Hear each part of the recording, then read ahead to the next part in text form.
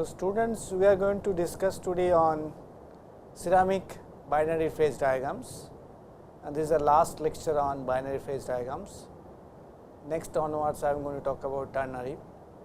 So, ceramic phase diagrams are also very important in the sense that many of the important ceramic phases or rather I could say various ceramic components starting from the bone china clay to even cutting tool, they are all based on basically the understanding of the phase diagrams.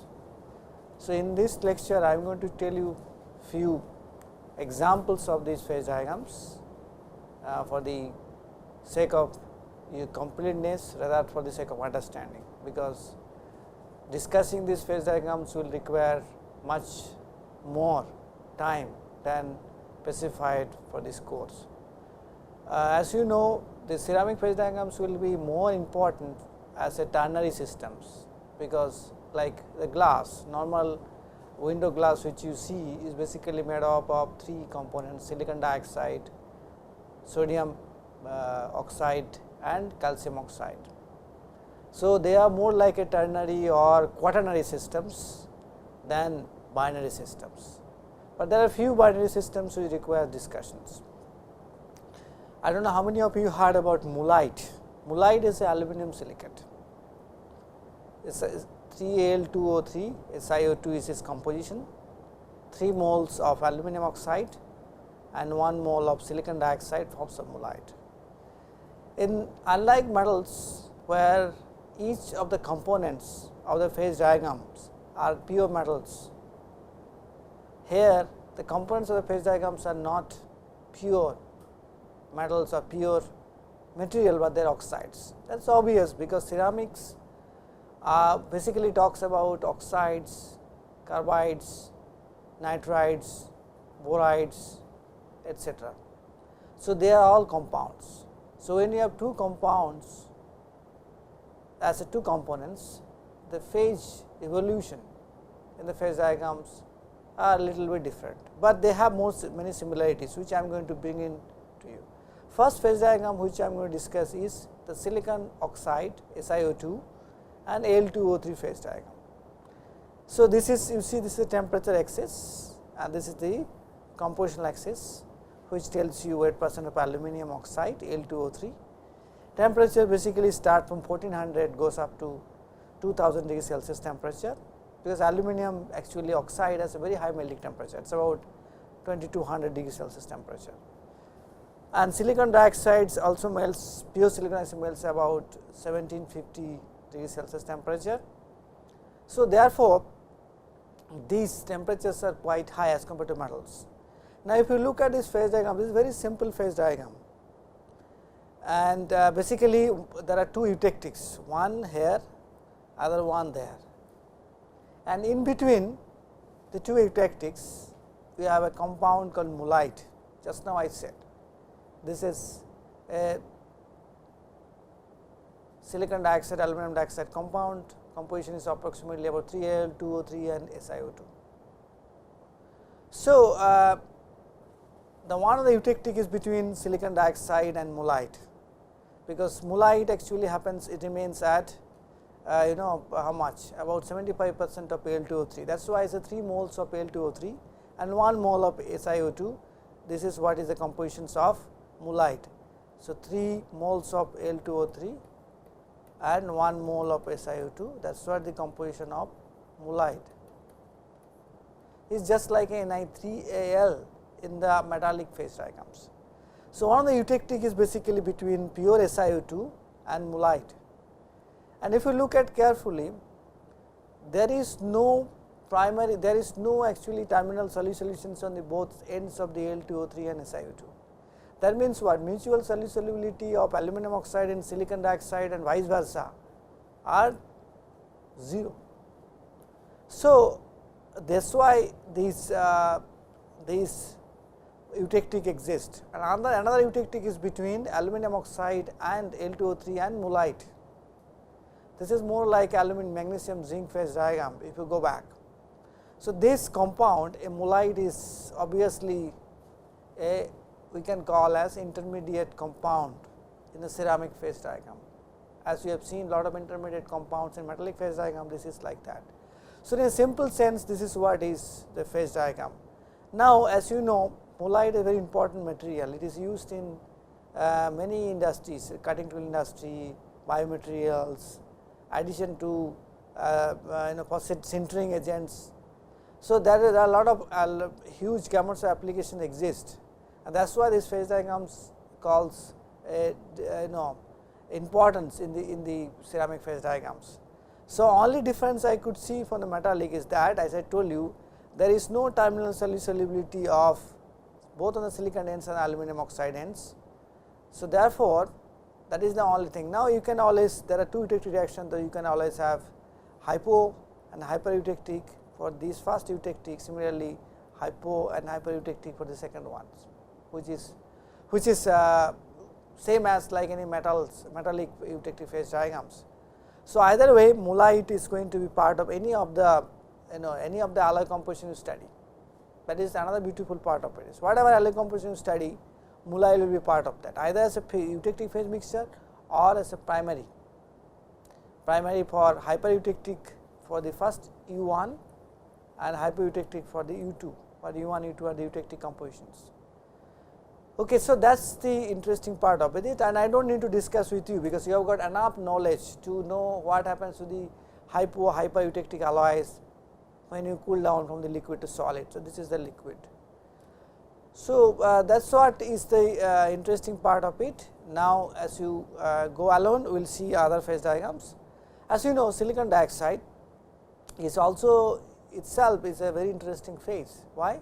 Silicon dioxide has a phase diagram which I have discussed in the very beginning of the course.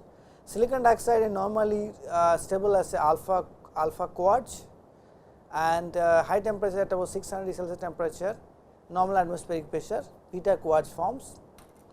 There are other phases like tridymite, cristobolite, which forms at normal atmospheric pressure, but high temperature like 1000 degrees or above 1400 above about 1500 Celsius temperature, cristobolite forms.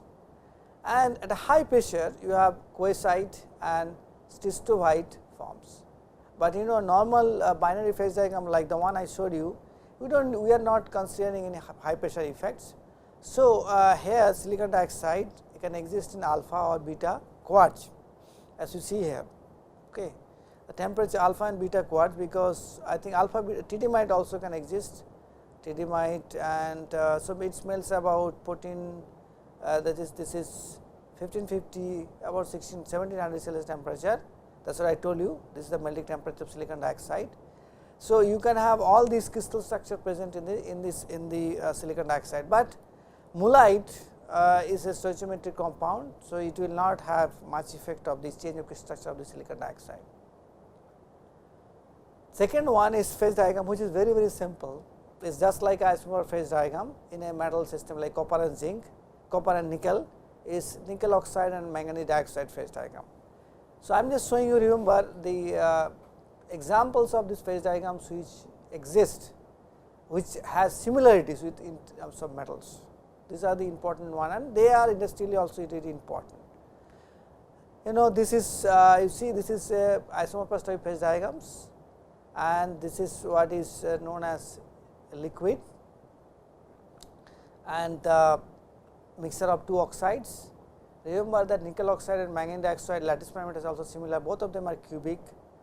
So, it is expected that they will form simple solution as per humidity rules, which I told you. The size difference of the lattice parameter should not be more than 15%, crystal structure will be similar, electronegativity difference will be less, and also the what is that called the difference of the these are the three main factors. So, therefore, these two components do satisfy these factors, and so that is not much to be discussed, except that there is a point here where both the curves meet. It is just like this is the upper curve and the lower curve meets like this, like that, there is a meeting point. So, this is like a stoichiometric, this is like a congruently melting solid. When the solid melts, it directly become liquid, the same composition, there is no change of composition. That is what is the important aspect you should understand. And another important aspect of this is that the solidification range, freezing range of these alloys are very small, although it varies from point to point composition, but there is very small, a couple of tens or 20 or 30 or maybe fraction of 50 degrees. It is basically, you see here it is about 70 degrees. So, that is the another important, that freezing happens for a very short temperature difference. So, compositional inhomogeneities will be less, although normally these kind of alloys are not prepared by melting route, they are prepared by solid state route, but even if it is prepared by from liquid route, the composition difference will be pretty low. Third one is the phase diagram which is known as feldspar phase diagram. Feldspar is what? Sodium aluminum silicate, NaAlSi3O8 or potassium KAlSi3O8. Okay. This is called AB and OR, orthoclase and anorthite, I think. So, you see here there are two parts of these the phase diagram, this is just like two isomorphous phase diagrams sitting and joining together, but not the case. In fact, here actually they meet. This is a congruent melting solid, this one is a congruent melting solid about 40% of orthoclase. That is what I see. This is all taken from the book by Hummel, E. Hummel, ceramic alloy phase diagrams, ceramic phase diagrams books, which is very classic book. It shows all the phase diagrams, mostly ternary, but some few binaries are there. So, as you see here, there is a liquid formation from directly from the solid without changing composition, that is why it is called congruently melting solid. On the left side and the right side of that, there is a length separate phase diagrams, and the freezing range can be as high as couple of 100 degrees Celsius, actually 150 to 200 degrees Celsius temperature. So, whatever way it forms is solute solution, okay, solute solution with a liquid here, and this is solute solution, alkali feldspar solute solution. But most interestingly, below 600 degrees Celsius temperature, this solute solution undergoes what is known as spinodal decomposition, or separated into two phases, and this is what is this dome like structure. This is present in monotectoid phase diagram. We will see, we have seen that, but this is also similar to monotectoid phase diagrams, because one solid, or rather say alpha, separated into alpha 1 plus alpha 2, two solids. That is what we have seen, right. So, alpha going to 2 alpha 1 and alpha 2 is basically or two solids, or no, sorry, alpha going to alpha 1 plus beta is what is monotectoid. So, here also it is similarly the case that two solid phases form, and so there are many ways one can create different microstructures. One can create solid solutions which may not undergo this phase separation if you rapidly cool it. One can create a microstructure consisting of two separate phases alpha 1 and beta, or one can create even microstructure consisting of very final lamellae of alpha 1 and beta. There are many such evidences exist, correct, but we have to only look at, you have to now actually probably have got a lot of idea how to generate microstructure from all the lectures on binary phase diagrams. So, you should think about it and think about the different ways of generating microstructures from these phase diagrams. So, this is another one, and now the another important phase diagram is a spinel. Okay, magnesium oxide and aluminum oxide from spinel, Mgl2O4, and spinels are actually FCC based structure where both octahedral and tetrahedral voids are filled up. Their ratio of octa to tetrahedral void is about 1:2 in FCC. So, therefore, in this kind of field structures. So, but what is interesting here is that MgO, if you look at from the left side, MgO can accommodate Al2O3 quite a bit. It is about 20% Al2O3 can be accommodated at the eutectic transformation temperature. That is what you see here. There is a terminal solute solution of present at the MgO end, correct, very easily you can see. It can accommodate a lot of aluminum oxide. On the other hand, there is a eutectic here, very clearly you see there is a eutectic here. This eutectic is formed between MgO solute solution and the spinel, and this eutectic point is very close to about 50%, 55% of aluminum, weight percent of aluminum oxide,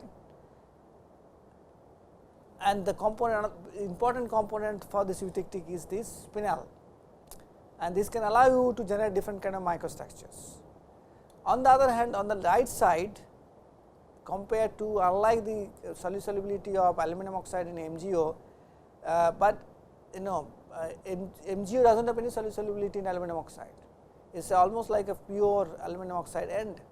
So, that means what? Aluminum oxide is basically hexagonal crystal structure alpha aluminum oxide, and that is the reason MgO, which is cubic, will not, it does not have any solubility exist at all, but on the other hand MgO can accommodate a lot of aluminum oxide. That is the beauty of these things. So, there is another eutectic between MgAl2O4 and Al2O3. By the way, this phase diagram also looks similar to silicon dioxide aluminum oxide phase diagram, SiO2 Al2O3 type. Difference is that here the MgO is basically is a line compound at low temperatures, but high temperature it has a stability range which is can be can vary from 60 to 80, 60 to 90. You can see here this is almost like 65, this is almost like 90. So, large range of compositional range possible high temperature. This is very important. That means what? We can form spinel at high temperature at over 1600 or 1700 or 1800 Celsius temperature much easily, because it can accommodate compositional change as compared to at low temperature. At low temperature the solubility decreases and it becomes exactly MgO-Al2O3 structure. Okay. And that means what? That means that formation of any spinel structure, it depends on basically the exact composition of these two components MgO and Al2O3 at low temperatures.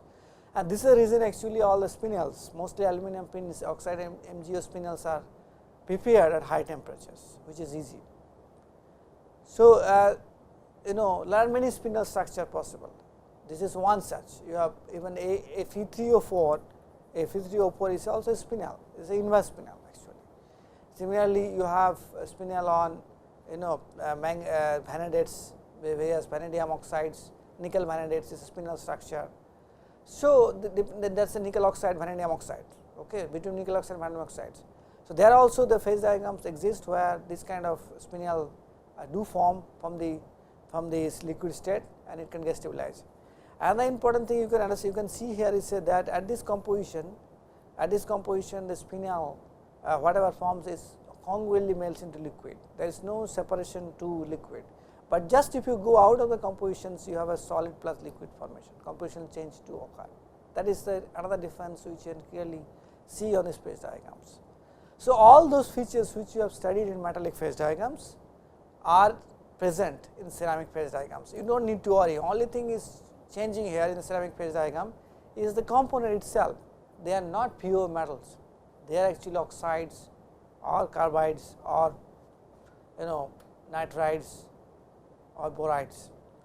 The last phase diagram which I am going to talk about is what is known as yttrium, zirconium ZrO2 Y2O3 or ZrO2 Y 0.5. Okay, this phase diagrams. As you know, ZrO2 actually has a polymorphic transformations, pure ZrO2. It is stable at room temperature as a monoclinic structure. At high temperatures, at about say something like 1200 degrees Celsius temperature, it transforms to tetragonal structure. Then at a very high temperature, very close to 2450 degrees Celsius temperature, it transforms to cubic structure. But both monoclinic and tetragonal structures are basically brittle. And zirconium oxide is a structural, used for structural application in ceramics, and this can be possible only when we can stabilize the cubic phase at room temperature, and that is possible if you add about 15 to 20% of mole percent of yttrium oxide. As you see here, if we keep on adding the yttrium oxide more, the cubic phase gets stabilized. Not only that, most important one will be this zone, central zone, where both tetragonal and cubic phase is stable. As you know, transformation toughening in ceramics is basically as a microstructural change where tetragonal to cubic to tetragonal transformation happens, and then this tetragonal phase transform to monoclinic.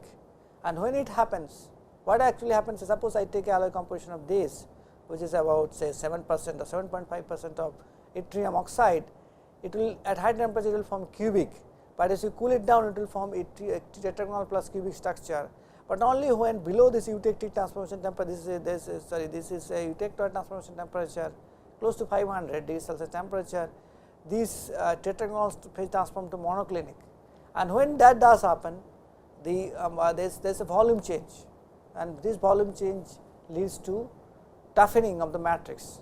Basically, it will lead to generation of the compressive states because of the transformation toughening. And if time permits, I will discuss this thing when ternary phase diagram will be coming. But what I mean to say is that those of you who have little idea of transformation toughening in zirconium, yttrium stabilized zirconium oxide, they know that this is the basis. The phase diagram is the basis for that. And not only that, you can, if you see carefully at very high temperature, when the liquid forms, the phase diagram is like a isomorphous type. It's like isomorphous type. Okay. So therefore, important aspect from this phase, the ceramic phase diagram, what you understood is that we can actually get similar information as we have got from metallic systems. Things are not varying much. That is the classical similarity between the binary ceramic phase diagrams and the binary metallic phase diagram. You do not need to worry about it. Even if you are a metallurgist working on metals, you can clearly understand the ceramic phase diagrams like me. You do not need to worry much about it, because the phase formation, microstructure evolutions will be almost similar. Only thing difference I told you, instead of a pure metal components, here you have oxides or carbides or borides or nitrides presents. Okay, so we will come back to the ceramic phase diagrams again when we discuss about these phase diagrams, the ternary part of ternary phase diagrams, and we will probably bring in, because time is there, because I have about near about 20-25 lectures for the ternary phase diagrams. So about 12 hours I will spend on ternary phase diagrams. So I will get a lot of time to discuss with you about the different ternary phase equilibrium for ceramic systems. So with this I conclude my binary lectures on the binary phase diagrams. Next lecture I am going to talk about ternary phase diagrams.